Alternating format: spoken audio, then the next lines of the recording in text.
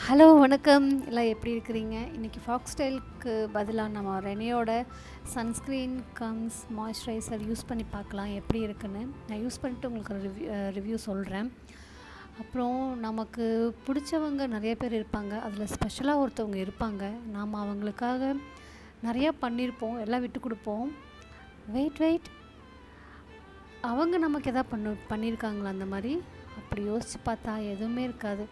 நாம் மட்டும்தான் அட்டென்ஷன் கொடுத்துருப்போம், டைம் கொடுத்துருப்போம், அவங்களுக்காக பார்த்து டைம் ஸ்பெண்ட் பண்ணியிருப்போம், எக்ஸ்பென்சிவாக வந்துட்டு திங்ஸ் ஸ்பெண்ட் பண்ணியிருப்போம். எல்லாம் அவங்களுக்காக தான் பண்ணியிருப்போம்.